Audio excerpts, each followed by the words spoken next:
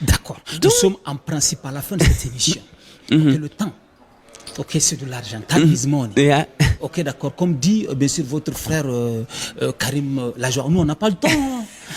On n'a pas tout le temps. Ok. Alors, ce qu'on va faire, puisqu'on dit que l'avenir de cette Afrique repose sur les épaules de la jeunesse, puisque l'Afrique est jeune, est-ce que vous avez un message spécial, un message particulier à l'endroit de la jeunesse africaine qui nous regarde? Bon, si je dois les regarder vraiment Il face faut à les la regarder en caméra face. et dire, c'est qu'à un certain moment, Confucius a dit, when words lose their meaning, people lose their freedom.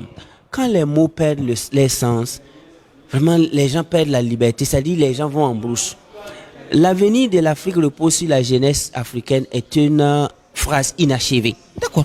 J'aimerais qu'on dise que l'avenir de l'Afrique repose sur sa jeunesse consciente, sur sa jeunesse ambitieuse, sur sa jeunesse disciplinée, sur sa jeunesse qui dort dans des bibliothèques, sur sa jeunesse qui passe leur vie à lire des grands livres. C'est sur ces gens-là que l'avenir repose. Maintenant, si on dit ça, cette phrase si courte et inachevée, ceux qui attendent la mort de leurs parents pour vendre les parcelles, ceux qui fument la cigarette toute la journée, ceux qui se retrouvent autour des grains pour critiquer les gens, et aussi ils se sentent jeunes. Et ils vont croire que c'est à eux qu'on s'adresse. Mais il ne faut pas qu'on va se mentir, il faut qu'on divise la jeunesse africaine en deux. La jeunesse décidée de bosser comme des Chinois, comme des Indiens, c'est sur cette jeunesse-là que l'Afrique compte. Maintenant, ceux-là même qui se sont laissés vraiment, je dirais, dériver par des activités de basse fréquence, il ne faut pas qu'eux, ils vont se flatter qu'ils vont partir de l'avenir de l'Afrique. Non. Okay. Donc, c'est pourquoi moi, je veux vraiment que ces jeunes qui ont décidé de prendre leur avenir en main, de lire les livres, d'être disciplinés, de s'organiser, de créer des entreprises, je suis fier de vous. C'est sur vous que l'Afrique va compter. Quant à ceux qui ont été trompés par certaines facilités de la vie, c'est-à-dire prendre toute sa jeunesse, courir derrière des petites choses. Quelqu'un a dit que nous sommes tous nés pour les plaisirs, mais seules les grandes personnes vont...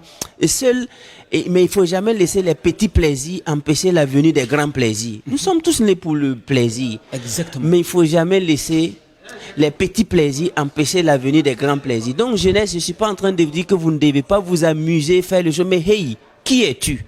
Qu'est-ce que tu as? Qu'as-tu créé? Où vas-tu? Où vas-tu? Donc, demain, les jeunes Africains aujourd'hui qui lisent et qui bossent et qui suivent des personnes vraiment inspirantes seront l'avenir du continent africain. Tout simplement. Oui. On peut être riche, amis téléspectateurs et téléspectatrices, sans faire du bien aux autres. Mais de toutes mes recherches, il me revient sans cesse de conclure qu'on ne peut pas être pauvre sans faire du mal à soi-même et aux autres. Ainsi parle le coach Simon. C'était votre émission Face à la machine. Rendez-vous très très prochainement.